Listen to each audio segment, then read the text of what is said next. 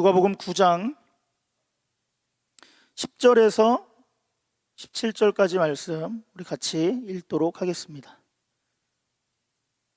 10절입니다. 사도들이 돌아와 자기들이 행한 모든 것을 예수께 여쭈니 데리고 따로 벳세다라는 고을로 떠나가셨으나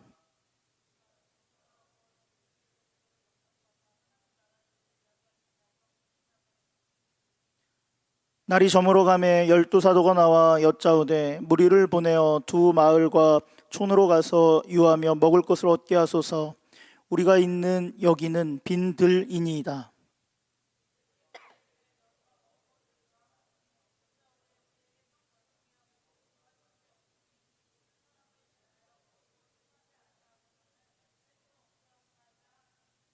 이는 남자가 한 5,000명쯤 되밀어라. 제자들에게 이르되 때를 지어 한 50명씩 앉히라 하시니 예수께서 떡 5개와 물고기 2마리를 가지사 하늘을 우러러 축사하시고 떼어 제자들에게 주어 무리에게 나누어 주게 하시니 함께 읽습니다. 먹고 다 배불렀더라. 12바구니에 거두으니라. 아멘. 할렐루야. 이 말씀은 주님의 말씀입니다. 믿으십니까? 아멘. 여러분은 오병이어 하면 어떤 것이 떠오르시죠? 오병이어. 네. 물고기 2마리와 떡 5개로 남자만 5,000명 먹인 사건입니다. 굉장히 기적적인 사건이다 보니까 오늘날 이 오병이어를 대하는 태도가 2가지 정도 반응으로 나타나고 있어요. 첫 번째 반응은 내 삶이 힘드니까 내 삶에도 이런 기적이 좀 있었으면 좋겠다. 그래서 아침에 자고 일어났더니 10cm가 자라 있고 얼굴은 더 작아져 있고 키는 커 있고 그 다음에 아침에 모닝콜을 남친이 없던 남친이 그냥 해주는 거죠. 이런 기대, 이런 반응이 있는 거죠. 뭐예요? 너무 어이가 없으니까는 그냥 갖다 붙이는 거죠.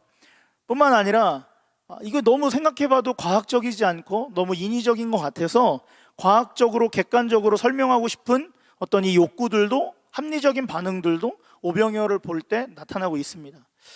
여러분, 이 오병이어 사건, 떡 5개와 물고기 2마리 그리고 5,000명이 먹고 몇 광주리? 12광주리가 남은 이 사건을 놓고 여러분은 객관적이고 합리적인 사건으로 봅니까? 아니면 객관적이고 합리적인 것으로 해석하고 싶어 해요? 아니면 내게도 이런 기적이 좀 하나 있었으면 좋겠다라는 생각을 하고 계십니까? 어디에 속하세요? 성경을 안 읽어서 생각이 없나요? 네. 사실 성경은 오병이어 사건 말고도 이보다 더 훨씬 대단한 기적들이 많이 있습니다. 근데 그럼에도 불구하고 우리는 이 기적하면 오병이어 사건을 많이 떠올리곤 합니다. 네. 왜 그럴까요? 배가 고프니까? 네. 그것은 아마도 우리가 오병이어 사건을 잘못 이해하고 있기 때문에 그런 것 같아요. 사실 오병이어의 핵심은 다른 것이 아닙니다. 뭐냐면 기적에 있지 않고 그 다른 어떤 예수님의 메시지에 오병이어 사건이 있다라는 거죠. 적어도 누가복음 안에서는 오병이어 사건을 먹고 남긴 기적의 사건으로 두는 것이 아니라 주님의 그 특정한 말씀에 근거를 두고 있다는 거예요. 예수님께서 얼마나 많은 기적을 행하실 수 있는가는 여기에서 사실 중요하지 않아요. 오히려 문맥을 따라 살펴보면 이 사건의 진위가 보다 선명하게 밝혀진다라는 것을 우리는 알 수 있습니다. 그리고 오병이어 사건은 틀림없이 오늘날을 살고 있는 저와 여러분, 우리 현대인들에게, 현대 그리스도인들에게 하나님께서 직접 전해주는 그 놀라운 메시지가 담겨 있다는 거죠. 과연 그것이 무엇일까? 오늘 말씀을 통해서 그 메시지를 찾아봤으면 좋겠습니다. 혹시 오늘 제 설교가 마지막이라고 해서 눈물 빼는 간증이 있다라고 생각하면 여러분 굉장한 착각이십니다. 오늘 정확하게 설교하고 갈 거예요. 오늘 눈물 안 흘려요. 사실 뭐 이렇게 진짜 완벽한 사임이었으면 펑펑 울어보려고 그랬는데 협동 목사이고 그 다음에 여러분을 주일 오전 11시에 오시면 늘 볼 수 있어요. 그래서 안 울 겁니다. 그냥 설교하고 갈 거예요. 마지막 메시지는 이런 걸 전해봐야겠다라는 그 메시지예요. 그러니까 평소와 똑같습니다. 그러니까 제발 부탁할게요. 특히 온라인에 계신 분들 마지막이라고 켜놓고 딴짓 하시지 마시고 여러분 필기하세요. 필기하세요. 마지막 그 유언은 아니지만 마치 이 이야기는 마지막이니까 중요한 얘기라고 생각하고 전하겠다라는 그런 이야기가 담겨 있을 거예요. 그러니까 적으면서 오늘 졸지 말고 그동안 졸았던 거 많잖아요. 그만 졸고 오늘에 집중하시면 됩니다. 할렐루야. 오늘 누가복음 이 본문 이 9장에 배경을 좀 설명해 줄게요. 태양력으로 했을 때 AD 28년 가을부터 AD 29년 그 가을쯤으로 해서 약 1년 정도의 예수님 후기 사역에 오늘 사건이 포함됩니다. 누가복음을 보면은 예수님의 사역을 전기와 후기로 나눌 수 있어요. 예수님 몇 년 사셨죠? 27년이요? 네, 자기 나이 얘기하시면 안 돼요. 33년이라고 우리는 알고 있어요. 그죠? 그 중에 공적으로 사신 공생애는 몇 년? 50년? 3년. 그죠? 공생애 3년입니다. 이거 안 되겠다. 성경 퀴즈. 그러게. 성경 퀴즈 대회를 한번 하고 나갔어야 되는데. 와, 이게 지금 막 맨날 몇 년 사셨다? 33년. 그 중에 공생애는 공적 사역을 하신 해만 3년인 거예요. 전기 사역의 포커스는 뭐냐면 무리들이었던 그 안에서 제자들을 고르시고 무리들과 함께 가르치셨어요. 후기 사역의 포커스는 그 중에 골라낸 이제 제자들, 옥석을 갈라냈어요. 그 제자들에게 훈련시키고 제자를 세우는 것에 이제 집중 포커스 사역을 맞추셨어요. 자, 그러면 예수님의 전기와 후기를 나누는 기준은 뭐냐? 그것은 오병이어 사건 앞에 나오는 그 12사건을 파송하는 것이 그 핵심의 가운데 있다라는 거예요. 그러니까 12사도를 파송하는 그 사건을 기준으로 해서 예수님의 전기 사역과 후기 사역으로 나뉘어집니다. 그리고 12사도가 파송받고 돌아왔어요. 그리고 그 다음에 예수님이 어디로 오셨냐? 오늘 본문 말씀에 보니까 어디로 갔대요? 베세다. 그렇지. 베세다로 가셔서 그곳에서 오병이어 사건을 일으키신 거예요. 그러니까 문맥상 오병이어 사건은 지금 뭐랑 밀접하게 관련 있는 것 같아요? 제자들이 파송되었다가 돌아오는 사건, 이것과 굉장히 밀접한 연관성이 있겠죠. 열심히들 적네요. 우리 현장에 있는 우리 스태프들은 뭔가 열심히 적고 계십니다. 마음에 듭니다. 저랑 굳이 오늘 눈 안 마주치셔도 돼요. 자, 이 두 사건을 연결하지 않으면, 파송 갔다 돌아오는 제자들과 오병이어 사건을 연결하지 않으면 우리에게 말씀하시려는 그 예수님의 이 오병이어 사건, 누가복음에서 말하는 오병이어 사건의 메시지는 우리가 발견할 수 없어요. 그러니까 오늘 그 사건을 같이 봐야 합니다. 어쨌든 12사도들이 돌아온 후에 오병이어 사건이 일어나요. 그러면서 두 가지 중요한 의미가 드러나기 시작합니다. 첫 번째는 예수께서 사역을 완수하시고 또 승천하신 이후에 하나님의 나라 복음이 특정한 방법으로 효력이 발생되길 원한다라는 것을 사실 이 사건을 통해서 드러내시고 싶어 하세요. 누구를 통해서 그 특정 방법이 드러나길 원할까요? 그렇지.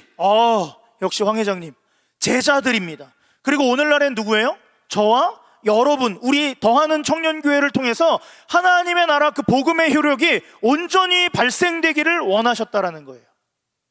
두 번째는 오병이어 사건은 여러분 12사도의 양육과 파송에 굉장한 밀접하게 연관이 있습니다.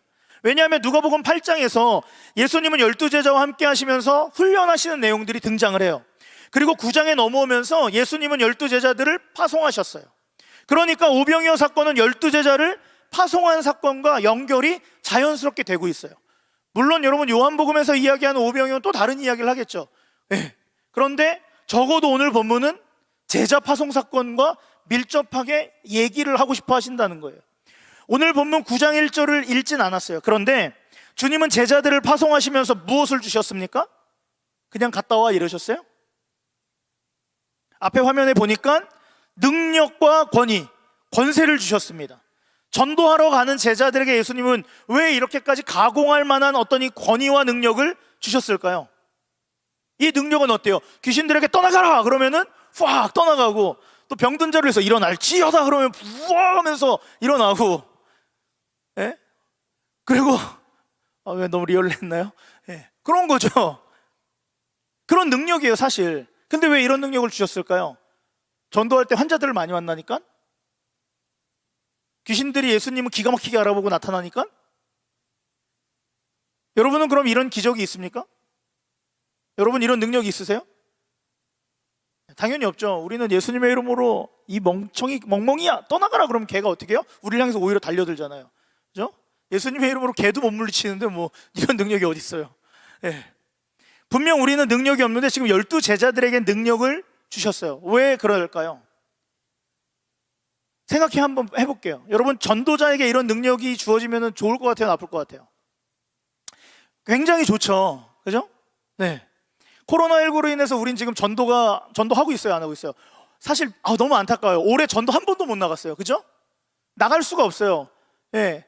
초반에는 막 교회가, 그러니까 물론 이단 때문에 그랬지만 그걸 이단들인지 아닌지 일반인들은 사실 상관없잖아요.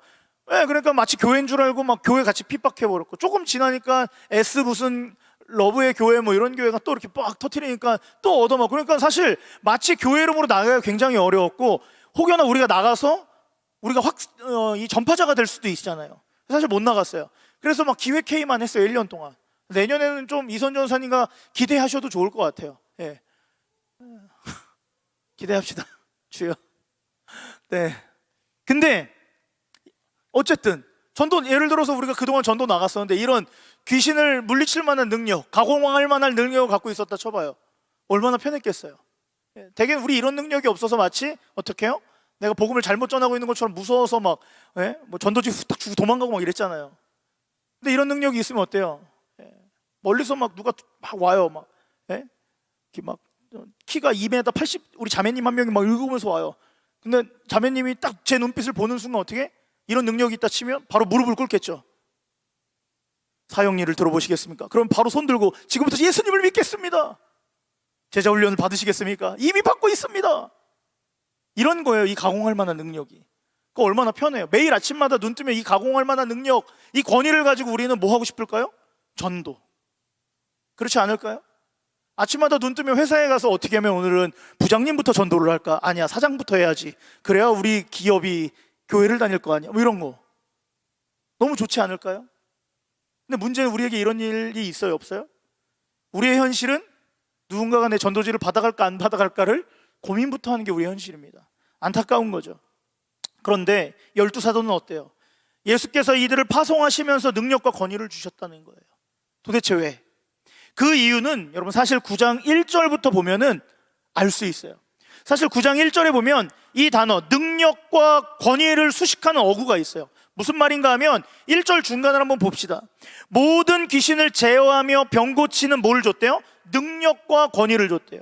첫째, 모든 귀신을 제어하고, 둘째, 병 고치는 능력의 권위라는 거예요. 그런데 이런 표현은 그냥 등장한 게 아니라는 거죠. 그냥 예수님이 애들 전도하러 가니까는 그래, 혹시라도 내 얘기했다가 얻어맞을 수도 있으니까 너에게 내가 능력을 줄게, 이런 수준이 아니에요. 이미 무언가 주님은 준비해놓고 능력과 권위를 직접 주시는 거예요. 먼저 모든 귀신을 제어하는 것은 어디에 나오냐면 8장 26절에 보면은 거라사의 광인이 귀신 들린 사람, 8장 28절 이하에 보면 거라사 광인이 귀신 들린 사람으로 나오는데, 그 귀신 들린 사람을 제어하셨던 예수님의 일하심과 연결되어 있는 거예요. 그 다음에 병을 고치는 능력과 권위는 바로 앞장 본문에 나오는 8장 40절, 12의 혈루증을 앓았던 그 여인을 고치는 사건을 이미 제자들에게 경험하게 하셨어요. 그러니까 9장 1절에서 능력과 권위를 앞서 보여주신 예수님은 바로 그 능력과 바로 그 권위를 강조하고 계신 거예요. 할렐루야. 왜 그럴까요? 이미 실물로 경험하고 이젠 너희가 할 수 있어 라는 것을 주께서 가르쳐 주신 거죠. 믿음으로 경험하게끔 기회를 주셨다라는 거예요. 그리고 그 강조점을 어디에다 더 두는가 하면은 바로 이 모든 것은 예수님의 능력, 주님의 것입니다라는 것에 강조점을 주면서 권위와 능력을 그들이 갖고 복음을 전하러 나갈 수 있었다는 거예요. 여기까지 해석이 됐습니까? 온라인에 계신 분들은 힘드실 수도 있겠지만 여기까지 해석이 됐다고 전제하면, 전도하면 이런 기적이 난다더라, 능력이 나타난다더라, 이런 뜻이 아니라 전도하는 자는 반드시 뭐로 해야 한다라는 거예요? 오직 주님이 주시는 그것으로만 해야 된다는 거예요. 주님이 능력을 주시면 능력으로만 전도하는 거예요. 주님이 우리에게 전도의 열정을 주시면 그 열정으로만 하는 거예요. 주님이 우리에게 전도의 갈망함을 주시면 그 갈망함 가지고 세상 한복판에서, 내가 살아가고 있는 삶의 현장에서, 내가 만나고 있는 그 친구와의 그 카페 현장에서 전도할 수 있는 거예요. 누구의 능력으로? 오직 주님으로부터 출발한 그것으로. 내 능력이 아니에요. 내 계획이 아니에요. 내가 그동안 살아왔던 방식을 적당히 곁들여서 감동 주고 전도하는 게 아니라는 거예요. 그러므로 여러분, 주술적인 의식, 그런 행위에서 전도가 되는 게 아니라 하나님의 나라를 전하는 이 영적인 일은 반드시 무엇을 통해서만? 주가 주시는 그 온전한 것으로만 행해야 한다라는 아주 특별한 교훈이 오늘 이 오병이어 사건의 전말에 숨겨져 있다는 거죠. 할렐루야. 사랑하는 여러분은 어떻게 복음을 나누십니까? 어쩌면 우리는 복음을 안 나누고 그냥 이 교회 안에서만 복음을 가지고 있진 않습니까? 사랑하는 여러분, 하지만 하나님은 여러분에게 귀한 능력들을 다 하나씩 주셨어요. 그리고 그 능력 안에서 여러분이 세상 가운데서, 여러분의 삶의 현장 가운데서 하나님의 나라를 증거하기를 주님은 원하십니다. 믿으십니까? 예. 꼭 그 믿음 가지고 복음 전하기를 간절히 소망해요. 이런 핵심 내용을 가지고 여러분 3절부터 5절까지는 이제 뭘 얘기하시냐면 전도자의 자세에 대해서 하나 둘씩 이야기하십니다. 첫째, 보냄받은 자는 두 가지는 알아야 한다는 거예요. 그게 뭐냐? 첫 번째는, 하나는 보내는 주체와 또 하나는 전하는 내용을 알아야 돼요. 할렐루야. 맞죠? 누가 나를 보내는지 모르면서 자, 복음 전하러 왔습니다. 잘못 왔나? 그죠? 복음 전하러 왔습니다. 아, 근데 뭘 전하지? 말이 안 되는 거잖아요. 우리를 보내신 이를 아는 것과 그 다음에 우리가 선언해야 되는 거룩한 복음의 내용을 붙들고 있는 것을 중요하게 주님은 말씀하고 계세요. 두 번째 자세는 여행에 필요한 것들 중에 절대 가지지 말아야 할 것. 다시 말하면 여행에 필요한 것들은 절대 가지지 말라, 이렇게 말씀하세요. 그리고 세 번째는 한 장소에 머물렀을 때 거기에서 복음을 전하는 사역에만 집중해야 한다라는 것을 당부하세요. 그리고 끝으로 네 번째 자세는 복음을 전하는 그 자리를 떠날 땐 어떻게 하래요? 발에서 먼지를 털어보낼 것을 당부하십니다. 5절 말씀에 보니까. 예. 근데 이게 무슨 말씀 같아요? 우리 5절 말씀 한번 띄워줄까요? 9장 5절. 말씀에 따라오실 줄 알았는데 잘 안 따라오시네요. 방송실, 오늘 나 이 문 밖으로 나가기 전에 방송실 따라 한번 집합하실래요? 예, 이거 아니잖아요. 지금 이런 식으로 발목을 잡습니까?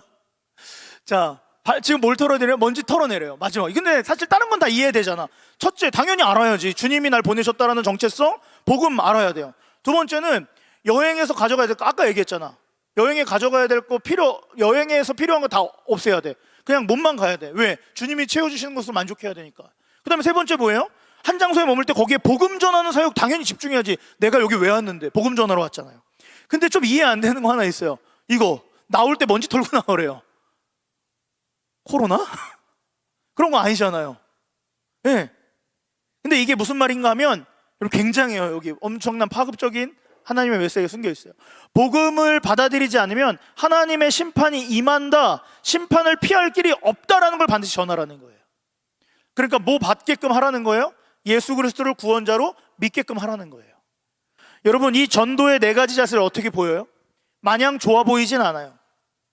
지금 예수님의 말씀대로라면 전도하는 사람은 여행에 필요한 모든 것을 가지면 안 돼요. 지난 4년 동안 청년교회 친구들과 함께 약 4번 정도의 야외 수련을 갔어요. 기억나시나요? 기억하나요?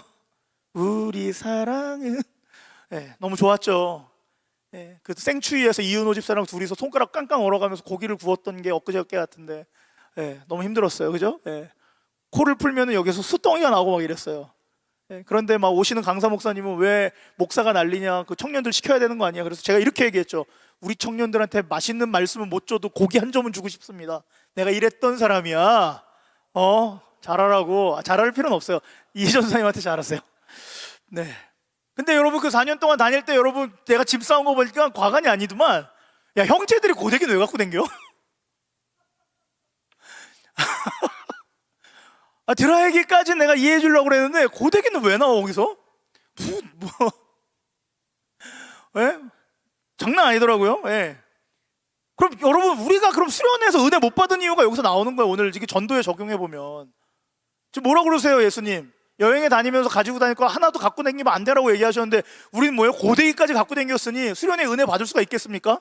몸만 갔어야 돼요, 여러분.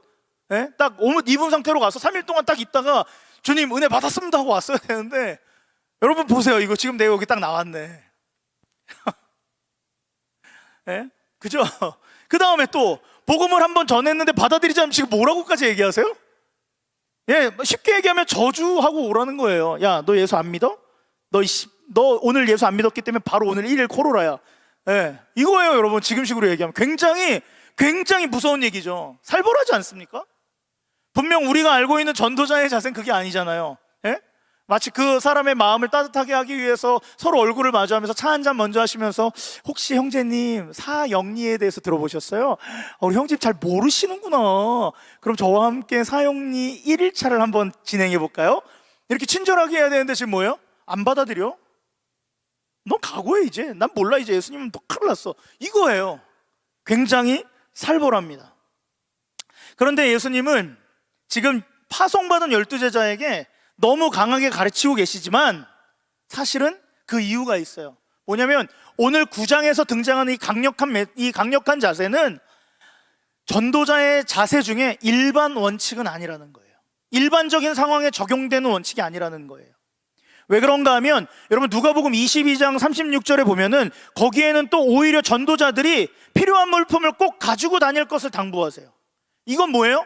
이건 일반 원칙이에요. 그럼 22장 36절에는 일반 원칙이라는 거죠. 그럼 전도에는 우리가 아는 한 일반 원칙과 특별 원칙이 존재한다라는 거예요.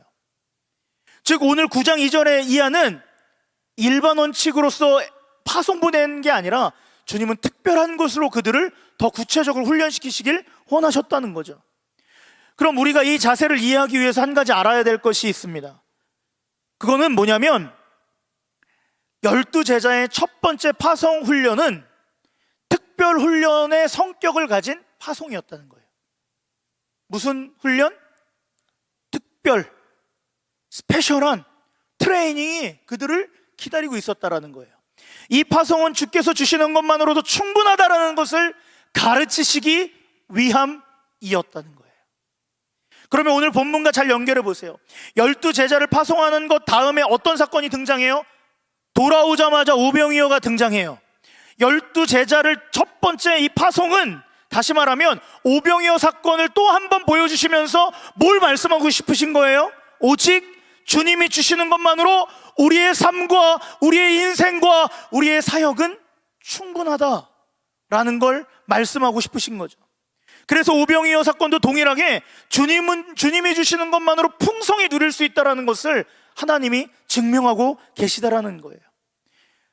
얼마나 그들의 사역이 놀라웠는지 여러분 7절과 9절 파송받은 그 제자들의 사역의 결과가 누굴 통해서 등장하냐면 분봉왕 헤롯 안티파스를 통해서 등장해요. 이 사람 누구예요? 세례 요한을 죽인 사람이에요. 이 세례 요한을 죽인 이 사람이 뭐라고 고백하냐면 세례 요한이 다시 살아왔는가 하면서 벌벌 떨 정도로 파송받은 12제자들의 사역이 놀라웠고 기적이 충만했고 정말로 주님이 주시는 것만으로도 만족했던 사역이라는 것이 나타나고 있어요. 그런데 이런 상황에서 이제 드디어 이제 어떤 사건이 일어나죠? 오병이어 사건이 10절부터 9장 10절부터 드러나기 시작해요. 우리 10절 말씀을 함께 읽어보도록 하겠습니다. 안 떨리려고 그랬는데 조금 떨리긴 하네요. 말이 자꾸 씹히네요. 자, 10절 크게 한번 읽을까요? 시작! 사도들이 돌아와 자기들이 행한 모든 것을 예수께 여쭈니 데리고 따로 벳세다라는 거울로 떠나 가셨으니. 지금 이 누가복음을 기록한 누가는 오병이어 사건을 파송한 제자들이 돌아오는 것과 바로 접점 딱 붙여서 설명하고 있어요. 말씀을 잘 보면 사도들이 자기가 행한 모든 것을 예수님께 낱낱이 이야기하니까 주님이 이들을 데리고 어디로 가셨대요? 벳세다로 이동하셨어요. 그냥 읽으면 예수님이 돌아온 제자들과 함께 더 뭐 하고 싶어 하시는 것 같아요? 친밀하게 그들과 함께 오늘 이제 야영해야지 또, 그죠? 네. 펜션 딱 잡고 애들이 또 고생했으니까 내가 고기 한번 구워줘야지 뭐 이런 마음으로 예수님이 더 깊은 교제를 위해서 쉼의 시간을 갖는 것처럼 보여요. 그런데 이때 누가 등장합니까? 11절 말씀해 보니까 누가 따라왔대요? 그렇지, 무리가 알고 따라왔습니다. 주님의 계획에 지금 주님의 쉼의 계획에 차질이 생긴 것 같아요. 이런 경우에 우리는 어떻게 해요? 예를 들면 이런 거죠. 이제 설거지 다 하고, 어제 같은 경우에 설거지 다 하고 이제 주말 드라마 K본부에서 하는 오삼광빌라 보기 위해서 이제 자리를 딱 잡았는데, 보는구나 예진이 웃는 거 보니까. 자리를 딱 잡고 앉았는데 그때 갑자기 목사님이 신방 오신 거예요. 그럼 반응이 어때요? 목사님 같이 볼래요? 막 이래요? 아니죠. 눈치 없이 오셨어 또. 전화로만 하셨어도 되는데. 이 마음이 막 안지는 건 그런가 봐요. 막 지금 엄청 웃고 있는데요. 예. 마음의 소리 올라오지 않습니까? 예. 지금 막 딱 우리 가족만 먹을 수 있는, 아니 우리 가족도 아니야. 요즘 1인 식단이 유명하니까 내가 먹을 만한 딱 티본 스테이크 28,900원짜리를 빕스에서 시켜서 배민을 타고 딱 왔어. 근데 그때 이 목사님이 문 쿵쿵 열고, 양희찬 잠깐만, 야 나 지나가다 들렸는데 문 좀 열어줘. 그러면 이건 이 목사님 또 반띵하면 내 먹을 것도 없는데 뭐 이럴 거 아니에요. 그죠? 지금 정확하게 그런 상황이에요. 예? 그런 상황이에요. 예수님 분명 제자들 전도하고 이제 다녀온 그 귀한 간증들 막 토닥토닥 해주면서, 야 네가 그랬냐? 그래 베드로야, 난 너가 해낼 줄 알았어. 이거 하고 싶으신데 그 분위기 파악 못하고 눈치 못 채고 지금 무리들이 우르르 온 거예요. 그 무리들이 몇 명이나 왔어요? 5병이니까 일단 기본적으로 남자는 몇 명이래요? 5,000명씩이나 몰려든 거예요. 제자들 12명 얘기 들을 시간도 없는데 5,000명이 몰려든 거예요. 어때요? 눈치 없는 거죠. 그런데 우리 예수님 어떻게 하셨습니까? 우리 11절 크게 한번 읽어봅시다. 시작. 무리가 알고 따라왔거늘 예수께서 그들을 영접하사 하나님 나라의 일을 이야기하시며 병 고칠 자들을 고치시더라. 아멘. 예수님께서 눈치 없는 무리들이 왔다고 핀잔을 주거나 면박을 주지 않고 세 가지를 하십니다. 첫째, 뭐 하셨어요? 영접하셨어요. 둘째, 하나님 나라의 이야기, 하나님 나라의 일에 대한 이야기들을 하십니다. 여러분, 이것은 설교를 하신 게 아니에요. 뭐 한 거냐면 하나님 나라에 대한 귀한 소통을 열어가셨다는 거예요. 일방적이지 않았다라는 거예요. 지금 저는 여러분과 지금 굉장히 일방적이에요. 여러분 저한테 질문하고 그러진 않잖아요. 근데 목사님 잠깐만요, 저 티본 스테이크 목사님이랑 같이 먹을 건데요? 이렇게 지금 따지지 않잖아요. 그죠? 저는 삼강별로 안 보는데요? 묻지 않잖아요. 예. 이건 굉장히 일방적인 설교예요. 근데 지금 예수님이 그렇게 하지 않고 어떻게 했냐? 그 무리들이 왔을 때 그 무리들과 함께 커뮤니케이션 한 거예요. 예. 하나님 나라의 이야기를 가지고 깊은 대화를 나누시는 거예요. 그 다음에 세 번째 뭐 하셨어요? 병 고칠 자들에 대해서 그들을 고쳐주십니다. 더 정확하게 말하면 병 고침이 필요한 자들을 고치시는 거죠. 주님이 서신 자리가 전도의 현장이라면 예수님은 믿음만 중요하게 여기지 않으시고 뭐까지 채워주신 거예요? 그 무리들의 필요까지, 다시 실존적 필요까지에 대해서도 주님은 매우 적극적으로 반응하셨고 안아주셨고 싸매주셨다라는 거예요. 그렇다면 주님은 지금 뭐 하고 계신 거예요? 여러분, 파송 다녀온 그 제자들에게 기가 막히게 다시 실물 적용을 하시기 시작하시는 거예요. 제자들에게 전도의 실물 적용을 나타내십니다. 여러분, 이것이 이 땅에 보냄받은 제자들, 다시 말하면 저와 여러분 전도자들의 삶에 주님은 지금 본을 보이고 계세요. 할렐루야. 예수님은 지금 오병이어 사건을 통해서 이것 말하고 싶으신 거예요. 내가 십자가에 못 박혀 죽고 부활하고 승천하면 내가 너희들 앞에 더 이상 보이지 않을 텐데 그럼에도 불구하고 너희들이 이렇게 살아야 한다라는 거예요. 내가 준 것만으로도 충분히 살 수 있는 삶, 그것만으로도 감당해낼 수 있는 기쁨 뿐만 아니라 너희가 전도자의 그 삶의 모습, 그들과 하나님의 나라를 소통하고 그들의 실존적 필요까지도 하나님 뜻 안에서 발견하여 그들을 해결해 줄 수 있는 자들, 이런 이들의 삶을 살아야 한다. 주님 그렇게 말씀하시는 거죠. 그것의 핵심에는 나가서 하나님의 나라를, 복음을, 그것을 전하는 것, 그리고 복음을 알지 못하는 사람들에게 실존적 필요를 끝까지 채워주는 것들, 그거예요. 여기서 얘기하는 실존적 필요는 뭘까요? 단순히 아프고 안 아프고의 문제가 아니라 구체적인 것들이에요. 물질의 문제, 먹고 사는 문제, 진로의 문제, 감정적인 문제, 이 모든 문제에 대해서 누가, 제자들이, 누가, 바로 더하는 청년교회가 주님 안에서 해답을 제공할 수 있어야 한다라는 말씀이에요. 그리고 오늘 예수님은 그렇게 본을 보이고 계시고요, 그리고 우리 더하는 청년교회가 이 본을 가지고 걸어 나가셔야 합니다. 믿으십니까? 자, 그러다 날이 저뭅니다. 그래서 12절에 보니까 제자들이 예수님께 청합니다. 뭐라고 청해요? 주님, 무리를 보내셔서 마을과 촌으로 가서 유하면서 먹을 것을 얻게 하셔야 합니다. 우리가 있는 이곳은 어디래요? 빈들입니다. 그래서 먹을 게 아무것도 없어요 라고 주님께 말씀 올립니다. 그러자 예수님께서 뭐라고 반응하세요? 우리 13절 한번 크게 읽어볼까요? 13절 시작. 예수께서 이르시되 너희가 먹을 것을 주라 하시니 여짜오되 우리에게 떡 5개와 물고기 2마리밖에 없으니 이 모든 사람을 위하여 먹을 것을 사지 아니하고서는 할 수 없사옵나이다 하니. 예수님이 말씀하세요. 핵심은 뭐예요? 너희 것을 뭐예요? 너희가 먹을 것을 주라는 거예요. 다시 뭘 주래요? 너희가 먹을 것을 주라. 여러분, 이것은 단순히 네가 주면 돼, 네가 가라 하와이, 내가 갈래 하와이, 이게 아니에요. 그러니까 오늘 마지막인데 좀 웃어주면 안 되겠니? 현장 왜 이렇게 삭막해? 온라인에 계신 분들 오해하잖아. 예. 그러니까 너희가 먹을 것을 줘야 된다라는 이 말은 굉장히 상징성 있는 문장이에요. 예, 그냥 단순히 주고 말어 이 개념이 아니라는 거예요. 이 오병이어 사건은 예수님이 장차 떠나시고 남겨질 그 제자들이 어떻게 살아야 하는지를 주님이 말씀하시는 거죠. 그런데 그 첫 번째 구체적인 요청이 등장하는데 그게 뭐예요? 이제 너희가 주라는 거예요. 다른 데서 구해오는 것이 아니라 너희가 갖고 있는 걸 주라는 거예요. 왜냐하면 여러분, 이 사건은 예수님이 승천하신 후에 이 땅에 남겨진 제자들로 대변되어지는 교회가 어떻게 살아가야 하는지, 어떻게 교회로 성숙해져야 하는지의 교훈을 담고 있기 때문인 거죠. 오늘 예수님이 서 계신 곳은 지금 어디예요?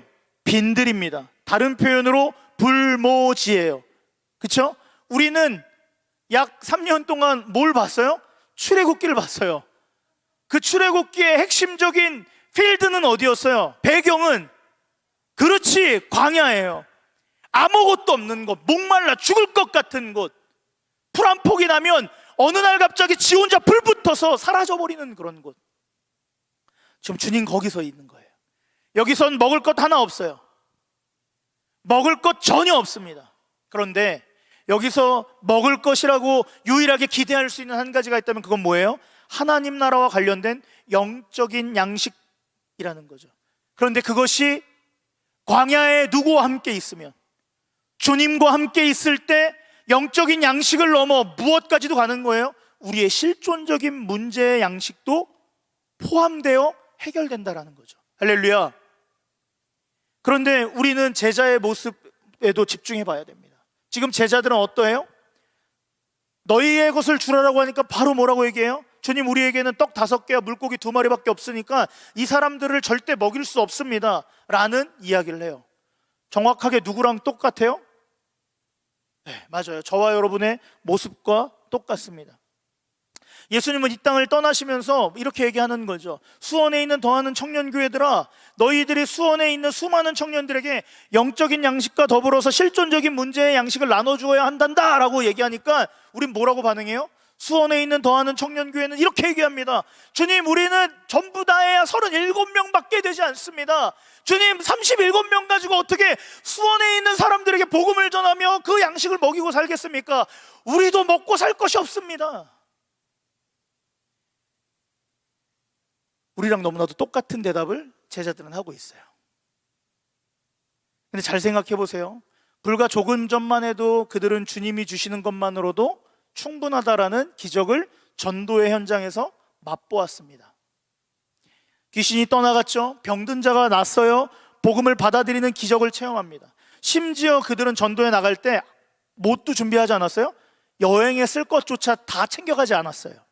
그런데도 오롯이 주님만 의지했고 주님이 주신 것만으로도 나아갔는데 그 자체가 기적을 맛보게 했는데도 지금 갔다 오자마자 이 현실적인 5,000명의 문제 앞에 그들은 또 무너지기 시작합니다. 정확하게 우리의 모습과 똑같아요. 여러분, 인생을 살면서 20년이나 넘게 살았지만 주님께서 날 책임지신 분이라고 우리는 몇 번이나 경험해 봤습니까? 여기서 수련회 한 번 안 가본 사람 있어요? 여기서 부흥회 한 번 안 해본 사람 있나요?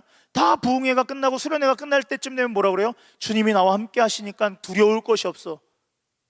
그런데 결국 우린 또 불구하고 또 염려하고 또 걱정하고 또 불평하고 또 우린 넘어져 있어요.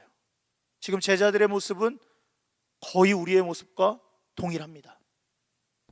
주께서 주시는 것만으로도 충분하다는 사실을 찬양할 때마다, 예배할 때마다 하지만, 아멘 아멘 했지만 여전히 우리는 자신들의 방식, 제자들도 자신들의 방식으로 살아가고 있다는 것을 드러낸 거예요.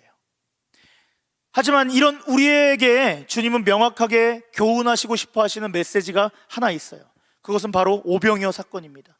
이 사건은 시간이 2000년이나 흘렀음에도 불구하고, 수많은 문화가 바뀌었음에도 불구하고 여전히 모든 인간의 실존의 문제에 해답을 줄 수 있다라고 이야기를 해요. 그 해답은 누구세요? 오직 예수 그리스도라는 거예요. 할렐루야. 이 말씀에 동의하십니까? 다시 한 번 더, 우리 온라인에서도 이 말씀에 동의하실 수 있습니까? 여러분, 이 말씀에 동의할 수 있다면, 청년의 젊음으로 이 말씀에 적극적으로 동의한다면 하나님은 여러분을 반드시 붙들고 쓰실 줄 믿습니다.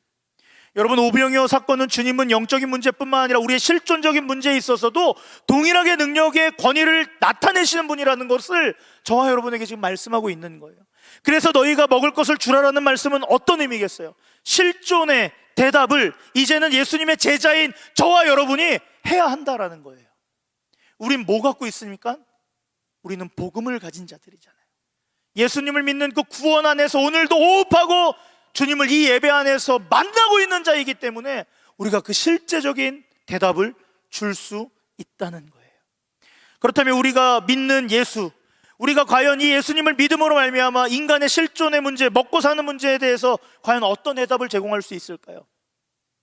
정확하게 우리는 다 모르고 있어요. 그죠? 한국의 정치 문화도 잘 모르고, 경제도 모르고, 교육도 몰라요. 어떤 식견도 없어요. 그런데 여러분, 우리가 아는 것 오직 한 가지, 예수 그리스도를 믿으면 구원에 얻는다라는 이 진리는 우리가 다 동일하게 갖고 있어요. 믿으십니까? 이 믿음이 제일 중요해요. 이 믿음을 가지고 실존적인 해답의 대화를 시작할 수 있다는 거예요. 할렐루야.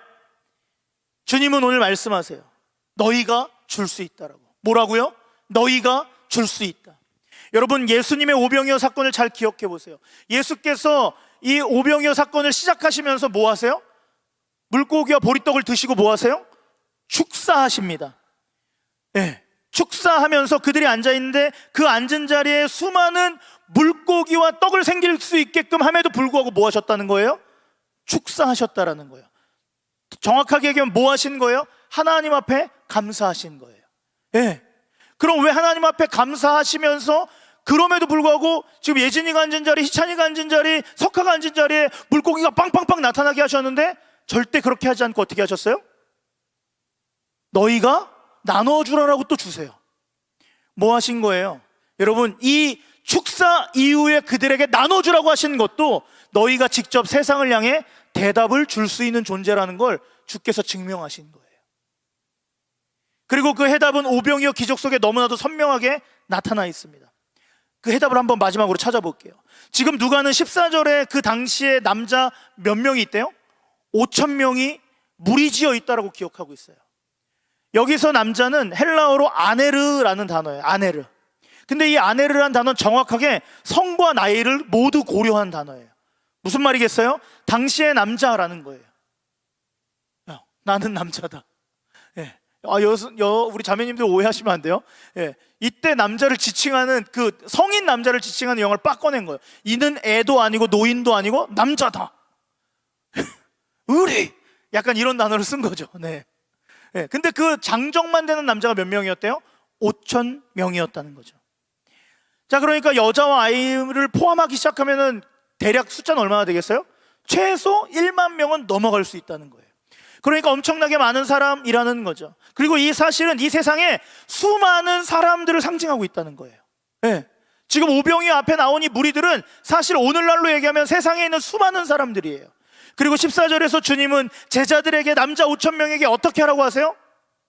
때를 지어 앉히라라고 말씀하세요. 때를 지어 앉히라. 그럼 때를 지어 앉히는 건 어떻게 앉는 거예요? 마을별로 이렇게 앉는 건가요? 그 수준은 아닐 거겠죠. 5,000명이니까. 이 때를 지어 앉히다가 사실 궁금했어요. 그래서 원래 이렇게 준비하다가 가끔 엉뚱해져요. 때를 지어 앉히는 게 뭘까 했는데, 오, 대박. 이 엉뚱한 상상에는 메시지가 또 있더라고요. 때를 지어 앉히다를 찾아보니까 이 문화적으로 때를 지어 앉히다는 이 이스라엘 히브리 남자 사람들이 밥 먹는 표현이에요. 어떻게 하냐? 이렇게 살짝 비스듬히 꺾어서 이렇게 기대서 이렇게 먹는 거예요. 건방지게. 이렇게 이제 때를 지어 앉아서 먹는 거예요. 네, 이게 때를 지어 앉히다더라고요. 비스듬히하고 팔에 땅을 대거나 아니면 식탁에 기대어서 이렇게 먹는 거. 네, 그게 바로 때를 지어. 그런데 지금 오병이어에서 보여준 사람들은 비스듬히 기대어 때를 지어 식사하는 장면이 보이는데, 그럼 성경에 이 때를 지어 앉는 비슷한 장면이 어디 있을까요?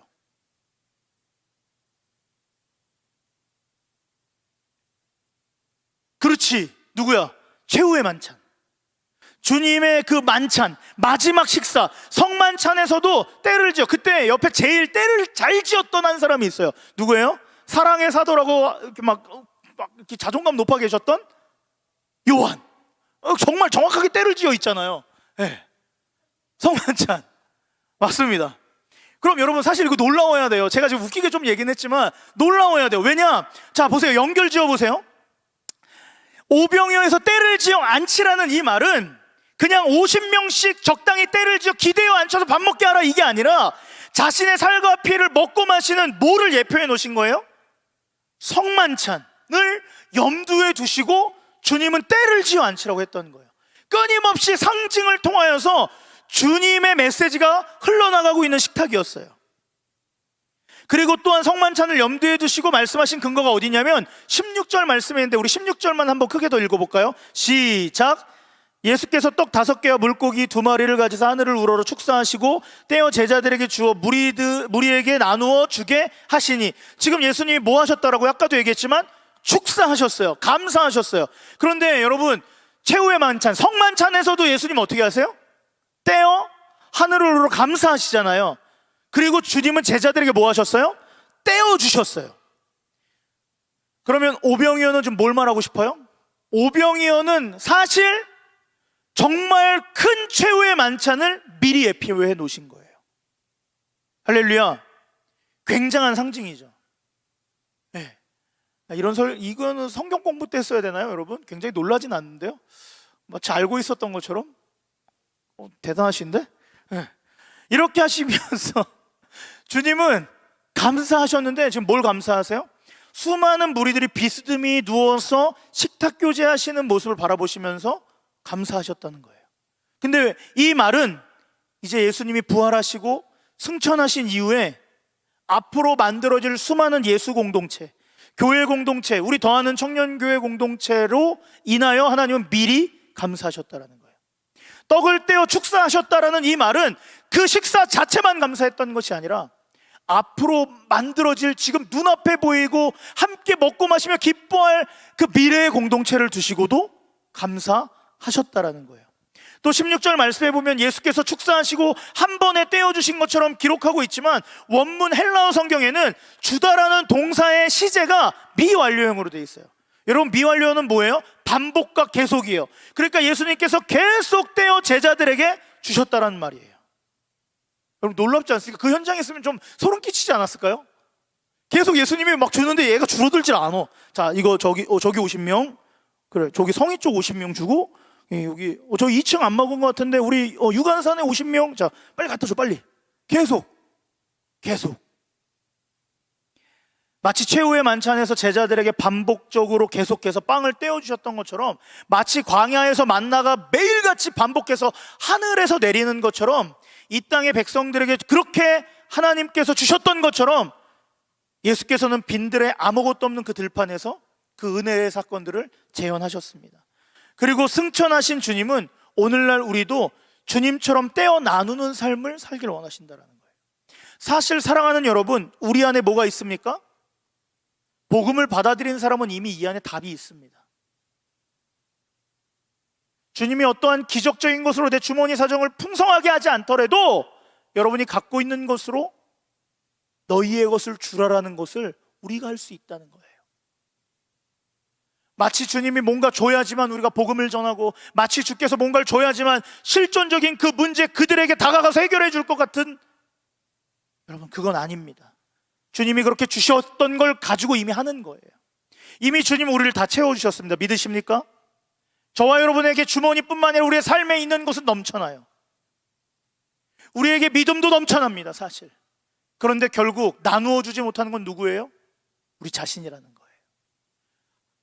예수께서는 오늘 오병이어 사건을 통해서 다시 한번 제자들에게 그걸 꼬집어내시는 거예요. 너희들이 할 수 있어라고. 너희들이 다 가지고 있어. 너희들이 나눌 수 있어. 너희들 것을 나누어 줄 수 있어. 그리고 그것을 지속해서 할 수 있어. 왜? 주님이 주시는 것은 끊임이 없을 것이니까. 예수께서 오늘 이 오병이어 사건을 통해서 그렇게 우리 교회 공동체가 충만한 나눔을 하시는 것을 주께서 원하시고 있다는 걸 증명하고 계십니다. 할렐루야. 그러므로 사랑하는 더하는 청년교회 여러분, 우리는 세상을 향해 영적인 해답을 제공하는 것 하셔야 됩니다. 근데 그것만으로 만족하시면 안 돼요. 여러분이 가지고 있는 그 복음의 진리와 풍성하고도 충만한 하나님의 것을 가지고 이젠 세상으로 나가 그들의 실존적인 해답도 제시해주고 여러분의 것을 떼어 나눌 수 있어야 합니다. 이 일을 했던 실존적 공동체가 하나 있습니다. 그게 어디예요? 사도행전의 처음 교회입니다. 우리는 초대 교회라고 얘기하죠. 여러분, 이 사도행전의 처음 교회는 그들은 다른 것 하지 않았어요. 모두 다 자기의 것으로 여기지 않고 그 믿음 안에서 모두 골고루 통용하고 나누어 먹습니다. 그래서 뿐만 아니라 이들이 가지고 있는 모든 것 가지고 그들의 문제점은 이미 다 해결됐어요. 먹고 사는 문제, 물질의 문제, 고통의 문제, 관계의 문제 다 해결되었습니다. 이젠 저와 여러분의 차례입니다. 할렐루야. 물론 제가 여기에다 적용으로 이렇게 써놨어요. 그러니까 우리는 청년교회 지금 단톡방에 이렇게 씁시다. 제 지갑은 형제 자매님의 것입니다 라고 쓰라고 하려고 했는데 그건 아닌 것 같다라는 마음을 주셔서 이건 빼겠습니다. 자발적으로 적극적으로 여러분의 것을 나누어주는 청년교회 되기를 주님의 이름으로 간절히 축원합니다. 특별히 하나님의 일을 하는 데 있어서 여러분이 가진 시간, 여러분이 가진 물질, 여러분이 가진 노력과 젊음을 통해서 하나님의 복음을 가진 자의 거룩한 실존적 해답을 여러분이 세상 한복판에 외치는 교회 공동체 되기를 주님의 이름으로 축복합니다. 말씀을 정리하겠습니다. 우리는 더 이상 기적을 기독교의 능력인 양 오해하면 안 됩니다. 여러분들이 아무리 영적인 능력, 내공이 뛰어나고 하다 할지라도, 신앙의 수준이 올라간다 할지라도 삶의 획기적인 기적은 절대 우리에게 주어지지 않습니다. 착각하지 마세요. 기독교는 기적의 종교가 아닙니다. 우리가 잊지 말아야 할 것은 이 세상을 향한 모든 영적인 문제뿐 아니라 실존적인 해결책도 우리 주 예수 그리스도께서 주시는 것 그 안에 다 존재하고 있다라는 걸 우린 깨달아야 합니다. 그러므로 교회인 저와 여러분은 직장 안에서도, 학교 안에서도, 인간관계 안에서도, 먹고 자고 숨쉬는 모든 것에서도 오직 주께서 주시는 것으로 할 수 있는 그 거룩한 영적인 열정을 회복하시기를 간절히 소망합니다. 여러분 공부합니까? 공부하는 이유가 뭐예요? 여러분의 목표하는 바가 분명 있겠죠? 그렇다면 여러분, 그때 우리가 할 수 있는 그 기도 제목은 이거예요. 하나님, 제가 공부할 수 있는 그 지혜를 허락해 주십시오. 끈기를 주십시오. 이해력을 주십시오. 이렇게 기도하는 거예요. 네. 반대로 합격하게 해주세요. 이런 기도는 여러분 더 이상 우리를 기독교가 아니라 이상한 종교로 만드는 말도 안 되는 기도 제목인 거예요. 사랑하는 여러분, 주님 안에서 다 가능해요. 그렇기 때문에 건강한 믿음의 시선과 주님이 내게 원하시는 그 믿음의 방향성을 가지고 기도하면서 도전해 나가시기를 간절히 소망합니다. 그래서 우리는 주님께서 주시는 믿음으로 세상을 보고, 주님께서 주시는 힘으로 봉사하고, 주님이 주시는 은사와 물질로 세상과 교회를 섬기는 그런 열정을 회복해야 합니다. 남겨진 제자 공동체가, 그리고 우리 더하는 청년교회가 이 열정을 회복할 때 비로소 우리의 내면에, 우리의 가정에, 우리의 민족에 하나님의 기적이 일어날 것입니다. 이것이 더하는 청년교회에게 드리는 마지막 당부의 말씀입니다. 할렐루야. 너희가 주세요. 충만함으로 받은 것을 나누어 주세요. 앞으로 하나님은 여러분을 귀하게 쓰실 거예요. 한국교회가 분명 계속 힘들어져요. 안 힘든 적 없고 더 힘들어질 거예요. 그런데 우리 더하는 청년교회 때문에 한국교회가 소망을 발견하기를 축복합니다. 청년들이 우리 청년교회 때문에 살아나기를 축복합니다. 그래서 틀림없이 그 영적이고 실존적인 대안을 여러분이 가지고 있는 것을 줌으로 인해서 완벽하게 하나님의 기쁨으로 그 답을 만들어내는 우리 청년교회 모든 지체들 다 되기를 소망합니다. 그러므로 여러분, 하나님 앞에서 더욱더 제자로 살아가는, 그래서 이 삶을 포기하지 말고 주님 나라 임할 때까지 최선을 다하는 우리 더하는 청년교회, 사랑하는 모든 공동체 한 사람 한 사람 되기를 간절히 소망합니다.